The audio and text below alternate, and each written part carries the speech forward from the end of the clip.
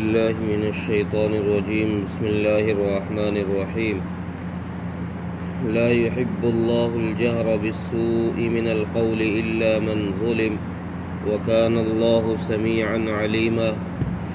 إن تبدوا خيرا أو تخفوه أو تعفوا عن سوء فإن الله كان عفوا قديرا.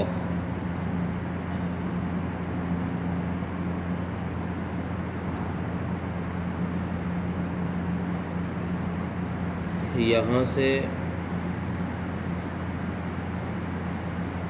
اللہ تبارک و تعالیٰ نے کچھ شریعت کے ایسے احکام بیان کیے ہیں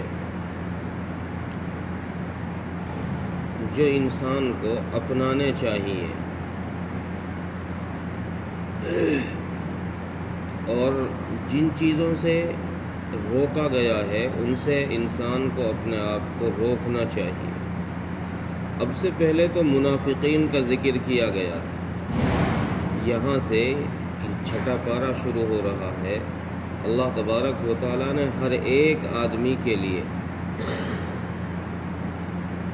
ان آیتوں میں جو حکم دیا گیا ہے وہ ہر ایک کے لیے ہے.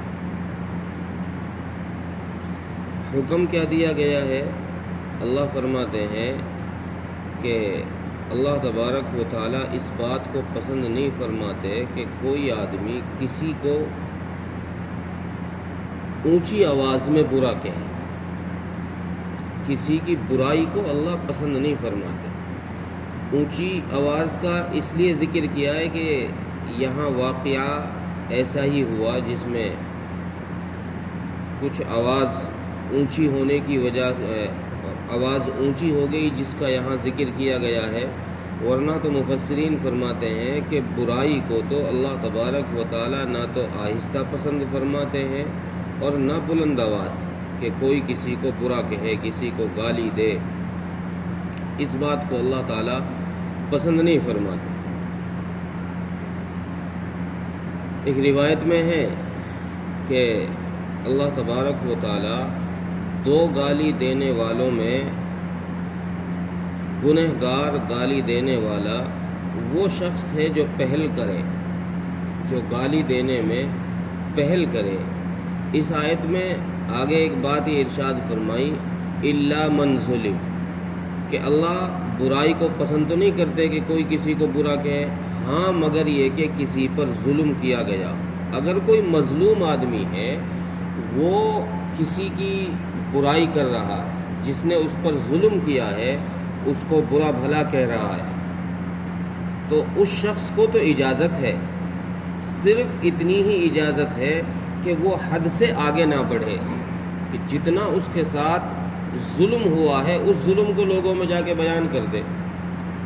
اس سے آگے نہیں. جھوٹ نہ بولے کہ غلطی اس کے ساتھ تھوڑی سی کی ہے اور عوام میں جا کر اس کو زیادہ بیان کر رہا ہے. ایسا نہ کرے. اور اس آیت کا نزول مفسرین فرماتے ہیں کہ مہمان کے حق تلفی کرنے کی وجہ سے ہوا. اس آیت کا جو نزول ہے اللہ تبارک و تعالیٰ نے یہ آیت نازل اس لیے فرمائی کہ مہمان کا اکرام نہیں کیا گیا. مدینہ منورہ میں کوئی شخص آیا اور اس کی مہمان نوازی، جس کے پاس وہ ٹھہرا آ کر کے اس میزبان نے اس کی مہمانی کا حق ادا نہیں کیا. صحیح معنی میں جیسی مہمانی کرنی چاہیے تھی ویسی مہمانی اس کی نہیں کی. اور اس بات کا تذکرہ اس نے باہر جب وہ نکلا صبح کو اس نے لوگوں سے جا کے کر دیا. لوگوں کو یہ بات بتا دی کہ بھائی میں فلاں شخص کے پاس ٹھہرا تھا، میں مہمان تھا اس کا، اور اس نے میرے ساتھ یہ سلوک کیا ہے، مجھے کھانے کو اچھا نہیں دیا، لیٹنے کا میرا صحیح انتظام نہیں کیا. چونکہ مہمان جس کے یہاں آ جائے اس میزبان پر حق ہوتا ہے، واجب ہوتا ہے کہ وہ مہمان کا اکرام کرے. اور اگر وہ اکرام نہیں کر رہا، مہمان کو کھانا نہیں کھلا رہا، تو سارے مسلمانوں پر یہ بات واجب ہے کہ اس مہمان کا اکرام کیا جائے اور اس میزبان سے اس کا حق دلوایا جائے جس کے پاس وہ رکا ہے۔ یہ سارے مسلمانوں کی ذمہ داری ہے کہ وہ اس میزبان سے اس مہمان کا حق دلوائیں، اس کا جو حق بنتا ہے۔ رسول اکرم صلی اللہ علیہ وسلم سے صحابہ اکرام نے یہ بات پوچھی کہ یا رسول اللہ صلی اللہ علیہ وسلم، آپ ہمیں جہاد پر بھیجتے ہیں، اور جہاد پر جب ہم نکلتے ہیں تو بعض دفعہ ہمیں ادھر ادھر رکنا پڑ جاتا ہے، راستے میں سفر پہ جاتے ہیں، کسی کے یہاں کسی خیمے پہ قیام کرنا پڑ گیا، کسی قبیلے میں رکنا پڑ گیا، تو بعض دفعہ ایسا ہوتا ہے کہ لوگ ہماری مہمان نوازی اس اعتبار سے نہیں کرتے جیسے کرنی چاہیے، مہمانی کا حق ادا نہیں کرتے، تو ہم کیا کریں؟ رسول اللہ صلی اللہ علیہ وسلم نے ارشاد فرمایا کہ دیکھو، تم جن کے پاس رکو، جو تمہارا میزبان بنے، اگر وہ تمہاری مہمان نوازی صحیح معنی میں کر رہا ہے، جیسا تمہارا حق ہے، تو اس کی مہمانی قبول کر لو، اور اگر وہ تمہارا حق ادا نہیں کر رہا، تمہارے ساتھ حق تلفی کر رہا ہے، مہمان نوازی صحیح نہیں کر رہا، تو پھر اس سے اپنا حق زبردستی چھین کر لے لو، کہ یہ تمہارا اس پر حق ہے، اپنا حق ان سے چھین کر لے لو۔ تو یہاں پر اللہ تبارک و تعالیٰ نے برائی کی صرف اتنی اجازت دی ہے کہ جس شخص پر ظلم ہو رہا ہے، اس مظلوم کو اجازت ہے کہ وہ اپنی آواز کو اتنی کر سکتا ہے جتنا اس پر ظلم کیا گیا، اس سے آگے نہیں کر سکتا۔ ایک صحابی رسول اللہ صلی اللہ علیہ وسلم کے پاس آئے، یا رسول اللہ، میرا پڑوسی مجھے پریشان کرتا ہے، میرا پڑوسی میرے ساتھ ظلم کرتا ہے۔ آپ صلی اللہ علیہ وسلم نے ارشاد فرمایا کہ ایسا کر، تو اپنا سارا سامان لے، گھر میں سے سارا سامان لے اور چوک میں جا کے بیٹھ جا، چوراہے پہ جا کر بیٹھ جا۔ اس نے ایسا ہی کیا۔ تو جب لوگ وہاں سے گزرے اور اس شخص کو دیکھا کہ یہ تو اپنا سارا سامان لے کر گھر کا یہاں چوراہے پر بیٹھا ہے، تو لوگ اس سے پوچھتے بھئی کیا بات ہے؟ وہ بتاتا کہ بھئی میرا پڑوسی ہے فلاں، وہ بہت زیادہ پریشان کرتا ہے مجھے۔ تو لوگ اس پڑوسی پر لعنتیں بھیجتے، کوئی کہتا ہے اللہ اسے غارت کرے، کوئی اللہ اس کا ناش کرے۔ جیسی لوگوں کی عادت ہوتی ہے، لوگ برائی سنتے تو اس پڑوسی پر لعنت ملامت کرتے اور اسے غارت حقارت کرنے کی باتیں کرتے۔ جب یہ بات اس پڑوسی کو پہنچی کہ میرا پڑوسی اس طرح سامان لے کر چوراہے پر بیٹھا ہے اور لوگ مجھ پر لعنتیں بھیج رہے ہیں، تو اس نے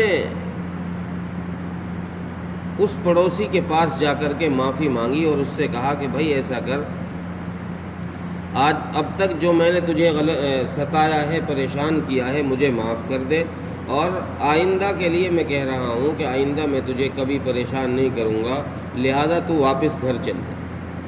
تو ایک طریقہ ظالم کے ظلم کو روکنے کا یہ بھی ہے، اور اس سے بدلہ لینے کا یہ ہے کہ اس میں اتنی ہی اجازت دی گئی کہ بھئی جتنا تجھ پر ظلم ہوا ہے اتنا جا کر لوگوں میں بتا دے۔ ایسا نہیں کہ تیرے اوپر ظلم ہوتا رہے اور تو اس ظلم کو سہتا رہے، برداشت کرتا رہے، یہ صحیح نہیں ہے۔ ظلم سہنا نہیں چاہیے، اگر ظلم ہو رہا ہے تو اس ظلم کے خلاف آواز اٹھائے، لیکن آواز اتنی ہی اٹھائے جتنی ضرورت ہے، اور بات کو اتنی ہی کہے جتنا اس پر ظلم ہو رہا ہے، اس سے آگے نہ بڑھے۔ پھر اللہ تعالیٰ فرماتے ہیں کہ اللہ تعالیٰ سننے والے بھی ہیں اور جاننے والے بھی ہیں۔ تم پر جو ظلم ہو رہا ہے، اللہ تمہاری مظلوم کی دعا کو سن بھی رہے ہیں اور ظالم کے ظلم کو اللہ دیکھ بھی رہے ہیں۔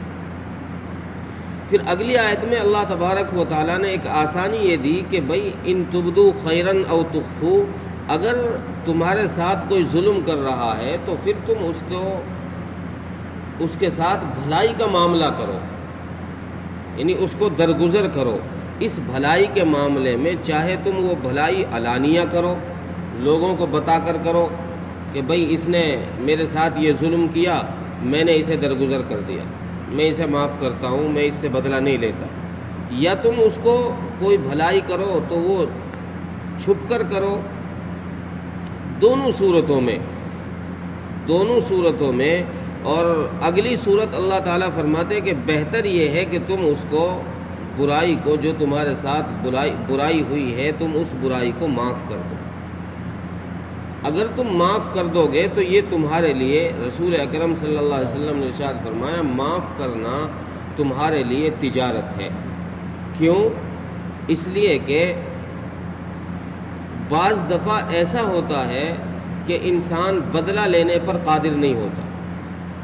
بھئی کوئی ہم سے مضبوط آدمی ٹکرا گیا، اب ہم بدلہ کیسے لیں؟ ہم ایک ماریں تو وہ ہمارے 4 مار دے، اب بدلہ نہیں لے سکتے، تو اس شخص کو معاف کر دو۔ اس معاف کرنے پر اللہ تبارک و تعالیٰ تمہارے لیے تمہارے اعمال نامے میں نیکیاں درج کر دیں گے اور تمہارے درجات کو بلند کر دیں گے، اور تمہاری عزت کو اس کے دل کے اندر بڑھا دیں گے۔ جس کو تم معاف کر رہے ہو اس کے دل کے اندر تمہاری عزت اللہ تبارک و تعالیٰ بڑھا دیں گے۔ اس کی وجہ کیا ہے؟ معاف کیوں کرنا چاہیے؟ اس لیے معاف کرنا چاہیے کہ اللہ تبارک و تعالیٰ باوجود یہ کہ بدلہ لینے پر قادر ہیں، اللہ ہر ایک سے بدلہ لینا جانتا ہے اور اللہ کے پاس یہ پاور ہے، اللہ لے سکتا ہے۔ کوئی کتنا ہی بڑا طاقتور کیوں نہ ہو، اللہ کے سامنے اس کی طاقت ہے تو اللہ ہر ایک سے بدلہ لے سکتا ہے، لیکن پھر بھی اللہ تبارک و تعالیٰ معاف ہی کرتا ہے، پھر بھی اللہ معاف فرماتا ہے۔ تو اس لیے بہتر یہ ہے کہ تم بھی معاف کر دو۔ جب اللہ معاف کرنے کو پسند فرماتا ہے تو تمہارے لیے بھی یہ بات مناسب ہے کہ تم بھی اس شخص کو جس نے تمہارے ساتھ ظلم کیا ہے اس کو معاف کرو، درگزر کر دو۔